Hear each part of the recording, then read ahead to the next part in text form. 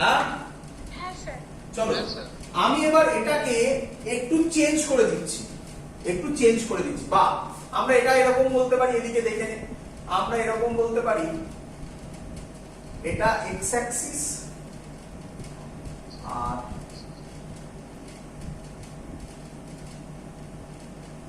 এটা Y Axis. বল x আর Y এর মধ্যে অ্যাঙ্গেল কত এই ছবিতে? ভালো করে দেখা। এবার আমি এটাকে একটু রোটেট করব, যাতে এবার অ্যাক্সিসটা এরকম হয়ে যায়। দেখ বুঝতে পারলি কিনা? এটা এক্স অ্যাক্সিস, এটা ওয়াই অ্যাক্সিস। বল এই অ্যাঙ্গেলটা কত? 90 ডিগ্রি। বল এটা বুঝলি কি বুঝলি না? বল বুঝলি কি বুঝলি না? করতে পারি তো, আমি রোটেট করতে পারি তো। চল এবার তাকা, ভালো করে বুঝ। তোকে অলরেডি আমি শিখিয়ে দিয়েছি, এটা যদি থিটা হয় তাহলে এটা থিটা। বল এটা বুঝেছিস কিনা?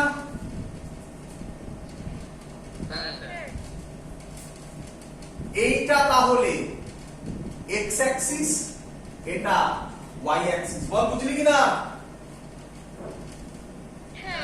তার মানে এই ছবিতে বলিনি, তার মানে এই ছবিতে এক্স অ্যাক্সিসটা ছিল হরাইজন্টাল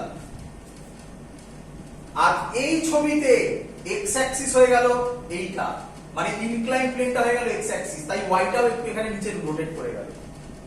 এবার যেহেতু এটা এমজি, তাই এইদিকে হলো এমজি কস থিটা আর এইদিকে হলো এমজি সাইন থিটা। বল বুঝলি কিনা? এই হলো তো, এটা কিছুই না, অ্যাক্সিসটাকে রোটেট করে আমরা এন এর সাথে একই লাইনে আনার জন্য এইসব ঘটনাগুলো ঘটিয়েছি। বল সবাই।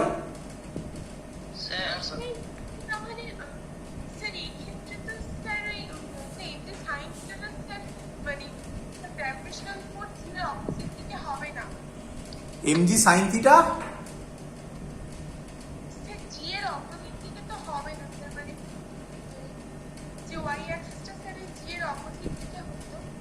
ওয়াই অ্যাক্সিসটা জি এর অপোজিটে হতো।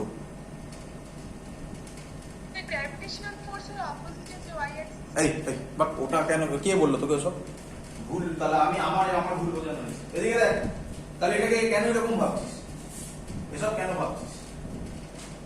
এটাকে এক্স ভাবে, এটাকে ওয়াই ভাব, কি হলো? একই তো ব্যাপার, এই তো রোটেট হলে তো কি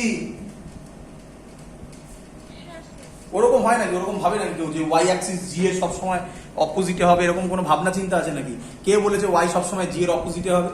এক্স ও জি এর অপোজিটে হতে পারে। এক্স ওয়াই জেড তো আমি চয়েস করব, আমি যেটা ইচ্ছা এক্স ওয়াই জেড দিতে পারি, এর সাথে জি এর কোনো সম্পর্কই নেই। ওয়াই হচ্ছে একটা অ্যাক্সিস আর জি হচ্ছে অ্যাক্সিলারেশন ডিউ টু গ্র্যাভিটি, এর মধ্যে কোনো লিঙ্ক আপই আসতে পারে না। চলো, বোঝা গেছে কি বোঝা যায়নি বলো? হ্যাঁ বলো।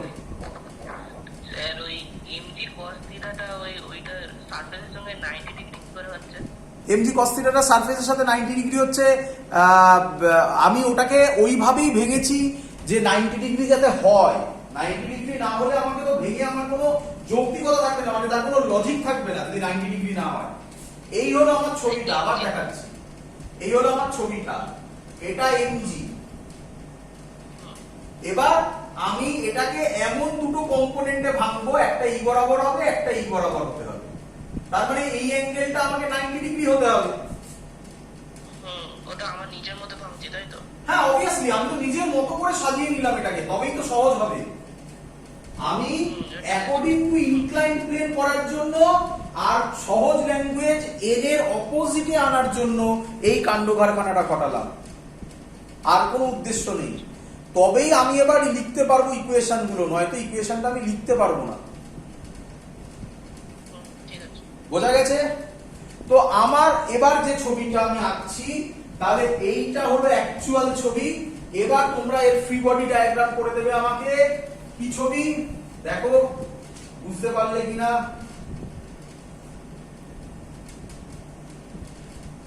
একটা ইনক্লাইন প্লেন থিটা, একটা দড়ি দিয়ে আটকানো আছে। এবার এটা চলো ফ্রি বডি ডায়াগ্রাম করে দাও তাড়াতাড়ি তাড়াতাড়ি ফ্রি বডি ডায়াগ্রাম করে দাও। পজ করে নিজে করো। যদি আমি এটাকে করি এম মানে এইটা এম, আমি এবার তাড়াতাড়ি করব, আশা করবো সবাই বুঝতে পারবে। আচ্ছা প্রথমবার দেখাচ্ছি। আচ্ছা এমজিটা অ্যাকচুয়ালি থাকবে না, তাই ডট ডট দিয়ে দেখাচ্ছি, এটা না দেখালেও হবে। এটা এমজি, এবার এটা দুটো কম্পোনেন্টে ভাঙবে। এটা এমজি কস থিটা, এটা মুখস্থ হয়ে যাবে। এটা এমজি সাইন থিটা, এই এমজি কস থিটার উল্টো দিকে হচ্ছে, এই হলো লজিক। আর তুমি এম, তাহলে তোমাকে দড়িটা কোন দিকে টানবে? তোমাকে দড়িটা কোন দিকে টানবে? স্যার আপওয়ার্ডস এর দিকে, উপরের দিকে, আপওয়ার্ড। তাহলে এইখানে হবে টি। বলো বুঝলে কিনা? এটা টি আর এখানে হচ্ছে এমজি কস থিটা, একই লাইনে। বলো বুঝলে কিনা? হ্যাঁ স্যার বুঝেছি। তাহলে এবার ইকুয়েশন হবে n is equal to mg cos theta R t is equal to mg sin theta। এই হলো ইকুয়েশন। বলো বুঝলে কিনা? এমটা কি এক্ষেত্রে ইকুইলিব্রিয়ামে থাকবে? হ্যাঁ অবভিয়াসলি ইকুইলিব্রিয়ামই তো করাচ্ছি, ফার্স্ট ল বললাম, এখনো লেখা আছে ফার্স্ট ল। আগের ছবিতে ইকুইলিব্রিয়ামে থাকতো না, আগের ছবিতে পড়ে যেত, তাও থাকতো ইকুইলিব্রিয়ামে। তাহলে তখন মনে মনে ভাবতে হতো ফ্রিকশন ফোর্স উল্টো দিকে কাজ করছে। ফ্রিকশন, ওটা ফ্রিকশন চ্যাপ্টারে করব আমরা।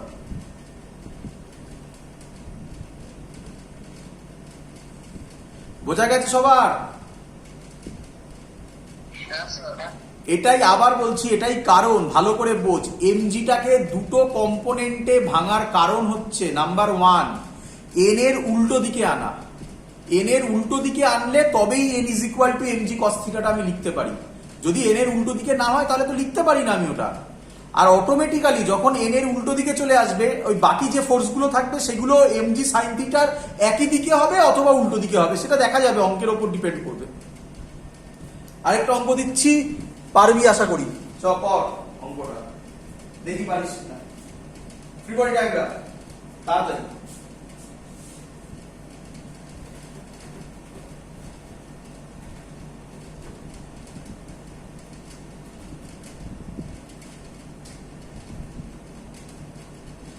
এটা 5 কেজি দেওয়া, এই গেল। এখানে একটা পুলি আছে,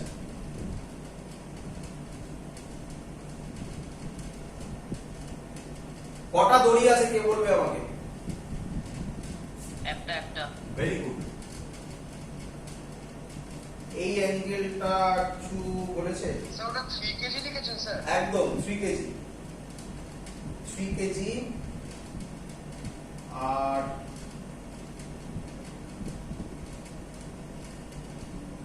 বলছে if the system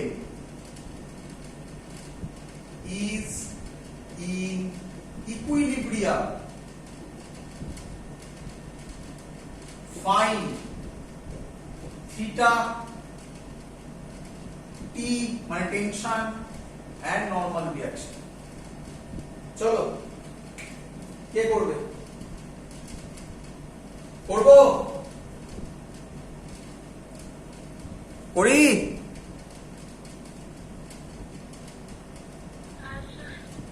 চলো দেখ ব্যাপার কি হচ্ছে। আমি প্রথমে 3 কেজির ক্ষেত্রে করছি, 3 কেজি আগে করছি। 3 কেজি যদি করি, এখানে করছি তলায় 3 কেজি।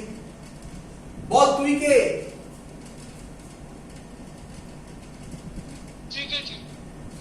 তোর নিচে কি কাজ করবে? তুই হ্যাঙ্গিং এমজি মানে 3 কেজি।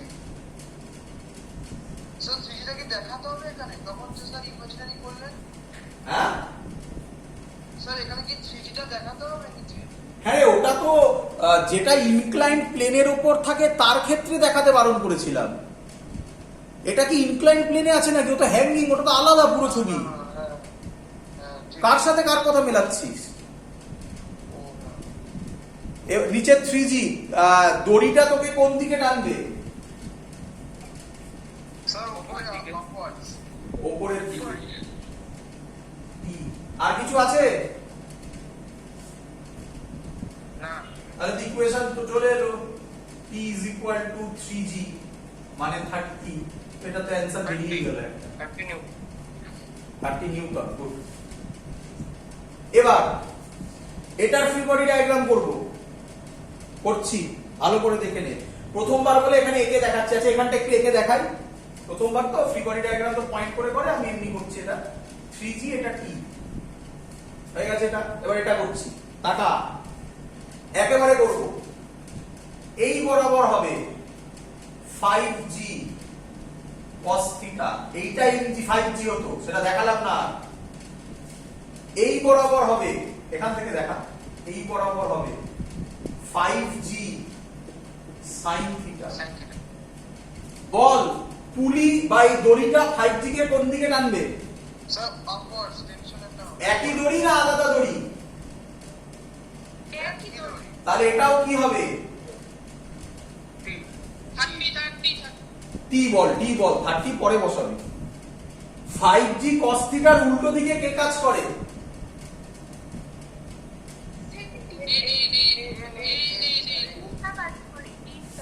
তাহলে ছবিটা দাঁড়াচ্ছে ফ্রি বডি ডায়াগ্রাম করলে, এদিকে 5G cos থিটা, এদিকে 5G sin থিটা, এদিকে T, এদিকে n। তাহলে ইকুয়েশন দাঁড়াচ্ছে, যেহেতু ইকুইলিব্রিয়ামে আছে, এটা আর এটা same, n is equal to equals to 5T cos theta আর T is equal to 5G sin theta. বার করা যাবে না যাবে না থিটা? হ্যাঁ বার করা যাবে। থিটা হবে sin ইনভার্স 5/3। থিটা হবে কত? sin ইনভার্স 5/3 হ্যাঁ 5/3 এই, sin ইনভার্স 5/3 বের হচ্ছে তো যা ইচ্ছা বলছি, যা ইচ্ছা বলছি। 5/3 হচ্ছে 3/5 হয়েছে 9 ইনভার্স 3/5 3/5 কত হয়? ও হ্যাঁ 3/5 হবে sorry। 57 শিখিয়েছিলাম, এগুলো শিখিয়েছিলাম, 37 আর 53। হ্যাঁ তাহলে আর আমাকে আশা করি বলতে হবে না এন এর ভ্যালু কত হবে, থিটার ভ্যালু জানো, বসিয়ে দাও, অঙ্ক শেষ করো, গল্প শেষ এখানে। চলো আজকে এটা করে ছাড়বো। হ্যাঁ শুনছি। কি থিটা ব্রেডে কি করে বার করা হবে? বাবা, ওই যে বললাম এই 37 ডিগ্রি হলে 3/5 হয়।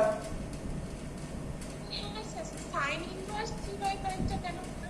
একই রে, এগুলো শিখিয়েছিলাম, দেখে আমি আরেকবার করে দিচ্ছি, আরেকবার করে দিচ্ছি। এগুলো মুখস্থ থাকবে বাবা। 37 আর 53 আমাদের খুব ভদ্র জিনিস। এটা যদি 37 ডিগ্রি হয় তাহলে এটা 3 হয়, এটা 4 হয়, এটা 5 হয়।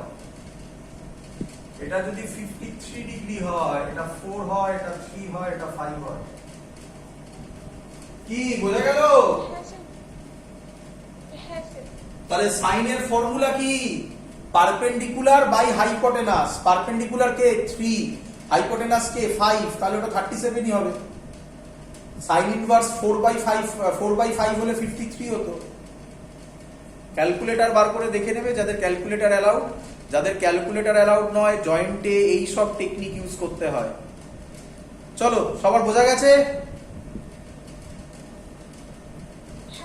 চলো খুব ইম্পর্টেন্ট অঙ্ক শেখাচ্ছি। ট্রুলি স্পিকিং এই অঙ্কের 100% অ্যাপ্লিকেশন বড় বড় করে ইসি ভার্মাতে আছে, শুধুমাত্র ফ্রিকশন চ্যাপ্টারে। সেই ফ্রিকশন চ্যাপ্টারে এই অঙ্কগুলো প্রচুর লোক করতে পারে না, ম্যাক্সিমাম লোক পারে না, মানে ভালো ভালো লোকও পারে না এখন। মানে সব গুলিয়ে মুলিয়ে অ্যান্সার মিলিয়ে দেওয়া হয়, কি লজিক হলো ভগবানই জানে। তখন বিভিন্ন বইতেও এইভাবে সলভ করা থাকে। তার আমি শুরুয়াত শেখাচ্ছি তোমাকে। অ্যাপ্লিকেশন, ফাইনাল অ্যাপ্লিকেশন, ছবিটা দেখে তুমি মেলাতে পারবে, আচ্ছা এরকম টাইপের জিনিস। তবে ওখানে অঙ্কটা টাফ হবে যখন, তখন ফিকশন থাকবে, শুরুয়াত দেখাচ্ছি, এবং সেটাতে তুমি খুব ভালোভাবে বুঝতে পারবে স্যার কেন নর্মাল রিয়াকশনের গল্পটা ওইভাবে শিখিয়েছিল। দেখো চলো প্র্যাকটিস, চলো নর্মাল রিয়াকশনের ওই কনসেপ্ট দিয়ে প্রথম ছবি চলো করে দাও আমাকে, ভালো করে দেখবে। ফার্স্ট স্টোরি এর ফ্রি বডি ডায়াগ্রাম আমাকে করে দিতে হবে। এই আছে এটা ক্যাপিটাল এম কেজি আর মাস দিয়ে দিলাম না, এটা স্মল এম আছে। চলো এর ফ্রি বডি ডায়াগ্রাম আমাকে করে দিতে হবে। আরে এরকম দেখেছো সবাই অনেকে?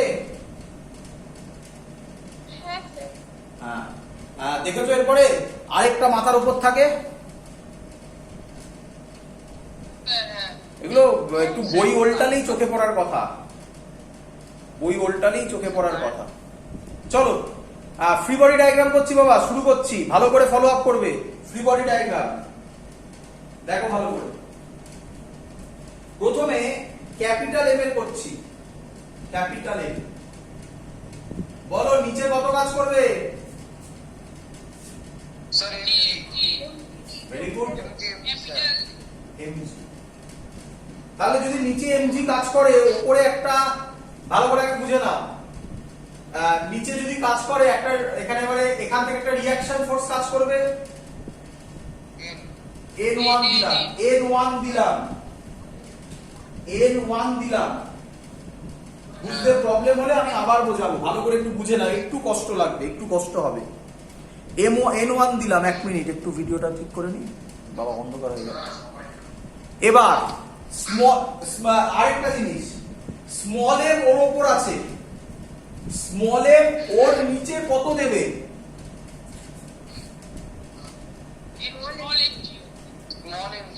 না না, এখানেই ভুল হলো, এটাই ভুল, এটাই ভুল, এটা করলে আর অঙ্ক করতে পারবে না। আবার বলছি, এটা হচ্ছে সেই আগের লজিকের মতো, ভুল নয়, করলে অঙ্কের অ্যান্সার মিলবে, ছোট ছোট অঙ্কে মিলবে, বড় অঙ্কে মেলাতে পারবে না, ফ্রিকশন দিলে মেলাতে পারবে না, জীবনে নয়। না না N1 কেন? আমি করে নিই তারপর আমি বোঝাচ্ছি, একবার প্রথমটা বুঝিয়ে নিই তারপর বলছি। এটা হলো ক্যাপিটাল এম এর free body diagram, small M এর ফ্রি বডি ডায়াগ্রাম করছি। দেখো স্মল এম নিচে M G, small M capital M কে কত দিয়েছে, মানে ছবিটা এরকম, আমি যদি এখানে করি, এবার বুঝো, এটা এমজি ছিল, এর জন্য এই উপরে দিয়েছিল N1, এই হলো জিনিসটা। এবার স্মল এম নিচে কত দিচ্ছে? N। তাহলে ক্যাপিটাল এম স্মল এম কে কত দেবে? N। এই দেখো, বলো বুঝলে কিনা? বলো বুঝলে কিনা? স্যার স্মল এমটা নিচে দিচ্ছে এম, আর ক্যাপিটাল এম থেকে ওটা আসছে এনটা। আবার বলছি, আবার ভালো করে বলছি, ভালো করে। ক্যাপিটাল এম আমি আবার বোঝাচ্ছি, প্রথম থেকে বোঝাচ্ছি।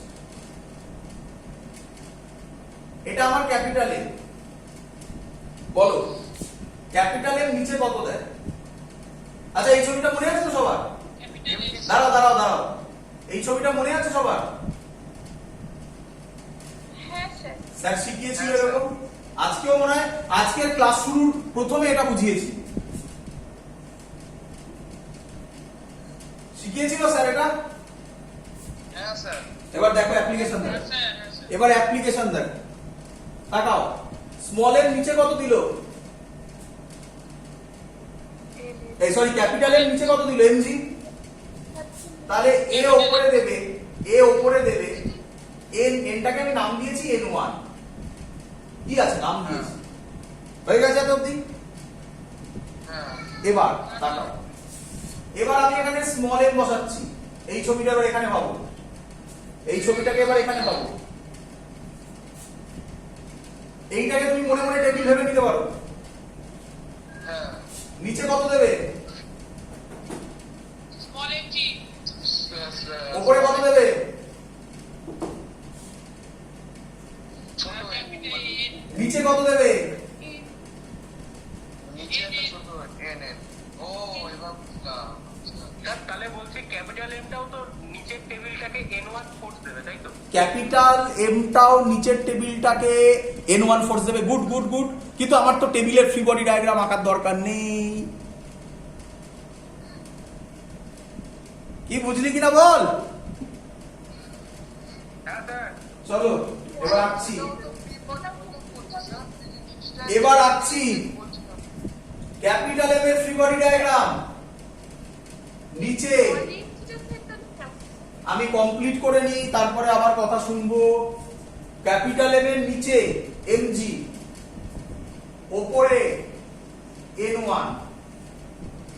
ক্যাপিটাল এম এর জন্য নিচেই দিচ্ছে, এই যে নিচে আরেকটা আছে, কত? N। বলো বুঝলে কিনা সবাই? দেখে নাও এখান থেকে। এটা হলো, এটা হলো, এইটা হলো। বলো বুঝলে কিনা? হ্যাঁ স্যার। স্মল এন এর করছি, নিচে এমজি, উপরে এন। এই এমজি হলো, কোথায় গেল? এই এমজিটা হলো এইটা, আর এটা হলো। দেখো বুঝলে কিনা? দেখো সব ফোর্স চলে এসছে। হ্যাঁ স্যার বুঝেছি। হ্যাঁ স্যার। এবার ম্যাজিক দেখো, এবার ম্যাজিক দেখো। আমি এখান থেকে লিখতে পারি n is equal to small mg। হ্যাঁ স্যার, হ্যাঁ স্যার। এখান থেকে লিখতে পারি নিচে কত আছে, কে কে আছে? mg plus n equal to n dash। mg plus n equals n1। আবার ড্যাশ কোথা দিয়ে আমদানি করলি? ও dash dash। হ্যাঁ তুই ড্যাশ করতেই পারিস। mg প্লাস স্মল mg বলতে পারি? এই তোরা এটা বলছিলিস না? লেখা। তোরা অনেকেই এটা বলছিলিস। কি রে? হ্যাঁ। কিন্তু ওইভাবে করবে না, অ্যানসার ওটাই এলো। আমি যে টেকনিক শেখালাম এই টেকনিকেই ভয়ঙ্কর কঠিন কঠিন অঙ্ক সলভ হবে, নয়তো হবে না, গ্যারান্টি দিয়ে বলছি। এই হলো তার লজিক। মাথায় ঢুকেছে না? সব ওপর দিয়ে ট্যানজেন্ট হয়ে বেরিয়ে চলে গেছে। না স্যার ঢুকেছে। আশা করবো এবার বুঝতে পেরেছো স্যার কেন ওইসব এনের গল্প ডবল করে শিখিয়েছিল। যদি শিখে থাকো, কঠিন তো করবোই আমি বাবা, সহজে তো ছাড়বো না এবারে। যদি শিখে থাকো তাহলে পরের অঙ্ক, যারা যারা বুঝতে পারবে না আবার দেখবে, দরকার হলে ফোন করবে, আবার বলবো। এই জায়গা ক্লিয়ার হয়ে গেলে তুমি অনেকের থেকে অনেক এগিয়ে গেছো, জেনে রাখবে এটা। ভালো করে শুনবে এবার। এটা এক্সাম্পল। হ্যাঁ কেউ কিছু বলবে? কেউ কিছু বলছিলে? শুনি একটু জোরে কথা বলো, শুনতে পাচ্ছি না বাবা। এখানে তো প্রবলেম সলভ করার ওরকম কিছু নেই, তাহলে আমি এখানে জাস্ট একটা ডেটা দিয়ে দিতে পারি। কিন্তু এত সহজ অঙ্ক থাকবে না, এইরকম থাকবে না। এটা সবে শুরুয়াত হলো, এরপরে কঠিন অঙ্কেতে আরো যেতে হবে। আমি সবে শুরুয়াত জিনিস বলছি। তাহলে তোর যখন কথা হচ্ছে, আমি এখানে এখানে একটা ডেটা দিয়ে দিতেই পারি। কতক্ষণ লাগবে আমার ডেটা দিতে একটা অঙ্ক? এটাকে করে দে 5, এটাকে করে দে 2, অঙ্ক সলভ। এটাকে করে দে 5, তাহলে এটা হয়ে যাবে 5g। এটা করে দে 2g, তাহলে a is equal to 2g। তাহলে হয়ে গেল। এখানে লিখবি এটা 2, এটা 5g ছিল প্লাস 2g n1। স্যার আমার 70 আসে। N1 হচ্ছে 70। কিন্তু আমি যে টেকনিকটা বললাম, আমার মনে হয় এই টেকনিকের ভাবা একটু কষ্টকর, আর এটা মনে অনেক সহজে ভেবে নেওয়া যায়। যেহেতু স্যার খুব অবভিয়াস, 5-এর ওপর 2 আছে, তাহলে টোটাল ওয়েট 7g পড়বে। এটা খুব অবভিয়াস জিনিস। না বাবা, আমার লজিক ফলো করতে হবে, আমার লজিক ফলো করতে হবে, নয়তো অঙ্ক পারবে না এরপরে। আমি গ্যারান্টি দিয়ে বলছি, পরে অঙ্ক সলভ করতে পারবে না। বলো বুঝেছো কিনা? হ্যাঁ স্যার বুঝেছি। পরের অঙ্ক এটা করো দেখি, টাইম দেবো খানিকক্ষণ, এটা করো দেখি। আচ্ছা যখন ও বলেছে ডেটা দিয়ে দিতে, ডেটা দিয়ে দিচ্ছি, ডেটা দিয়ে দিচ্ছি। নাও এবার করো। 5 দিয়েছিলাম, কেজি, সব কেজি। এটা দিয়ে দিলাম 3, দিয়ে দিলাম এটা দিয়ে দিলাম 2, দিয়ে দিলাম। এর ফ্রি বডি ডায়াগ্রাম করে দিতে হবে। চলো কে করবে? এর ফ্রি বডি ডায়াগ্রাম করে দিতে হবে।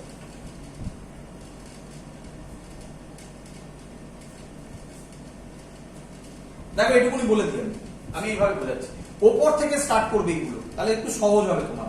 দেখো আমি এখানে বলতে পারি এই 2Gটা নিচে দেবে, আচ্ছা নিচে তো পড়বে কত, 2G ও দেবে নিচে, ওপরে পড়বে 2Gর জন্য N1। স্যার শিখিয়েছিল যে নিচে আরেকটা N1 দিয়ে দিতে। বলো বুঝলে কিনা? তাহলে শুধু 2 এর ফ্রি বডি ডায়াগ্রামটা করে নিই। তাহলে 2 এর ফ্রি বডি ডায়াগ্রাম হবে নিচে 2G উপরে N1, তাহলে হয়ে গেল N1 = 2G। এই N1টা তো 3 এর উপর পড়ছে, বলো বুঝলে কিনা? হ্যাঁ স্যার। ওটা তো এখানে দেব না। পরেরটা, এটার জন্য নিচে কাজ করবে 3G, ওপরে জায়গা নেই বলে এই সাইডে দেখালাম, ওপরে N2 ছোট করে করছি, নিচে আবার একটা N2। তাহলে আমি যদি আলাদা করে করি 3G, নিচে 3G, ওপরে N2, আর এই যে আগে ছিল N1, এই N2টা তো 5 এর উপর পড়বে। তাহলে ইকুয়েশন হবে 3G plus N1 is equal to N2, 3G plus 2G is equal to N2। তোমাদের লজিক মিলে যাবে, দেখো 5G is equal to N2। এবার 5 এর ক্ষেত্রে করছি, 5 এর নিচে হবে 5G, উপরে হবে N3, নিচে হবে N3। কিন্তু এই N3টা তো টেবিলের উপর, টেবিলের তো ফ্রি বডি ডায়াগ্রাম করার দরকার পড়ছে না কোনো অঙ্কে, তাহলে ওটার দরকার নেই আমাদের। আর N2 তো ছিলই, এই N2 তো ছিলই, সেটা তো দেওয়াই আছে। তাহলে ইকুয়েশনটা আবার 5G আলাদা করে করছি এখানে, 5G এই যে N2 দেওয়া আছে বাবা, আগের থেকে তো আছে ওটা, N2 উপরে N3, তাহলে ইকুয়েশন হবে 5G plus N2 is equal to N3। 5G N2 মানে 5G, তাহলে N3 10G। এটা হওয়ারই ছিল 5 6 6 7 8 9 10। বলো বুঝলে কিনা? ওরে টেকনিক শিখেছিস? স্যার কেন আগের দিন পাগলের মতো এইসব জিনিস বকছিল সেগুলো বুঝেছিস? এবার তোকে সত্যি কথা বলে দিই, অনেকে বুঝতে পারবি, যারা বুঝতে পারবি না তাদের দরকার নেই, তারা ফ্রিকশন চ্যাপ্টারে গিয়ে বুঝবি।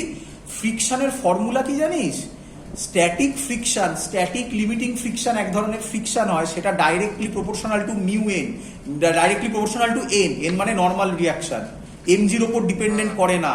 তাই তখন ওই এন গুলো ম্যাজিক দেখাবে, তখন যে এমজি ধরে করবে তার একটা অ্যান্সারও মিলবে না। বল বুঝলি কিনা? তো তখন দেখতে পাবি এন এর খেলাটা কি হবে। এই ছবিটা ওই যে 5 3 2 দিলাম, এইচসি ভার্মাতে খুলে দেখবি, এইচসি ভার্মাতে একটা এরকম দেওয়া আছে, তবে ওটা ফ্রিকশন চ্যাপ্টার, ওই যে বললাম ওখানে তখন কমপ্লেক্স করবে জিনিসটাকে।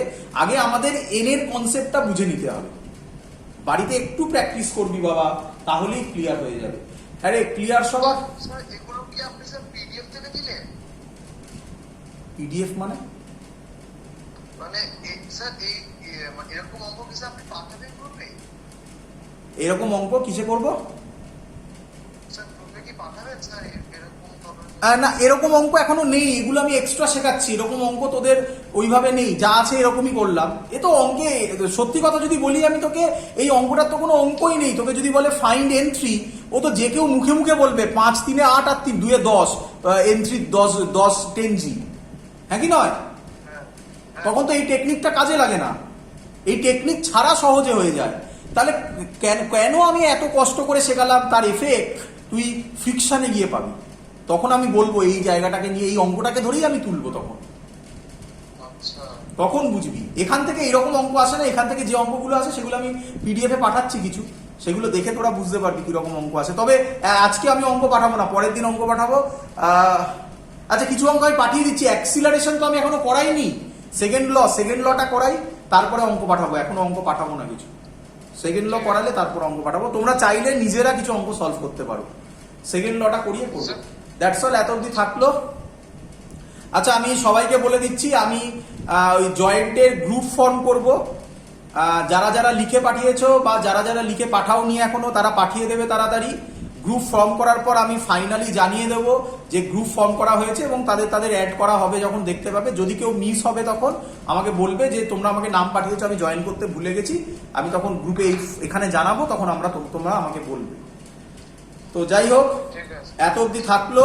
ভালো করে এই জিনিসগুলোকে পড়ো, যেগুলো বললাম ধরে ধরে প্র্যাকটিস করো। এরকম ধরনের হ্যাঁ, এরকম ধরনের অঙ্ক স্যার কোথা থেকে প্র্যাকটিস করবো? এরকম ধরনের অঙ্ক পাবে না, আমি যেগুলো পড়িয়েছি সেগুলো বারবার নিজেরা লিখে লিখে করো। ইয়েতে পাবে, নিজেদের যে টেক্সট বুক আছে সেই টেক্সট বুকে কিছু পাবে, একটু ওলট পালট করো, কিছু পাবে। তবে ম্যাক্সিমাম অঙ্ক তোমরা পাবে অ্যাক্সিলারেশন দিয়ে অঙ্ক আমি এখনো করাইনি। যেগুলো ইকুইলিব্রিয়ামে আছে সেগুলোই সলভ করতে পারবে। স্যার কোন চ্যাপ্টারে এটা স্যার? আরে বললাম তো, নিউটনস লজ অফ মোশন। ও ঠিক আছে ঠিক আছে, কিন্তু ম্যাক্সিমাম অঙ্ক তোমরা অ্যাক্সিলারেশন দিয়ে পাবে, যেটা পরের ক্লাস করলে ক্লিয়ার হয়ে যাবে। ঠিক আছে স্যার স্যার হ্যাঁ বলো। স্যার ওই নর্মাল ফোর্সটা একটা ইলেকট্রোম্যাগনেটিক ফোর্স? কোনটা, নর্মাল ফোর্সটা? না, নর্মাল ফোর্স ইলেকট্রোম্যাগনেটিক ওইভাবে একটা ইয়েতে ফেলা যায়। হ্যাঁ, কন্ট্যাক্ট ফোর্সকে বলা যায় ইলেকট্রোম্যাগনেটিক ফোর্স। কন্ট্যাক্ট ফোর্সটা অ্যাকচুয়ালি আসে ইলেকট্রোম্যাগনেটিক ফোর্স থেকে, বাট এখানের ইয়েতে কন্ট্যাক্ট ফোর্সই বলো। বেসিক তো 4টে ফোর্স, তার আন্ডারে ইলেকট্রোম্যাগনেটিকের আন্ডারে পড়ে। আমি দেখবে ক্লাসের শুরুতে, এই চ্যাপ্টারের শুরুতে আবার একটা নতুন ডিভিশন করেছিলাম, কন্ট্যাক্ট নন কন্ট্যাক্ট ফোর্স বলে। তো এটা অ্যাকচুয়ালি কন্ট্যাক্ট ফোর্স, সেটা ইয়ের আন্ডারে পড়ে, কি বললে যেটা ইলেকট্রোম্যাগনেটিক ফোর্সের আন্ডারে পড়ে। ফ্রিকশন ফোর্সও তাই পড়ে ইলেকট্রোম্যাগনেটিক ফোর্সের আন্ডারে। ঠিক আছে। ক্লিয়ার? ভালো করে পড়ো, যেগুলো বললাম প্র্যাকটিস করো। পরের দিন আবার তারপরে ডিটেলসে বলবো বাকিগুলো। দ্যাটস অল, থাকলো। স্যার পরের দিন Newton's second law of motion হবে স্যার?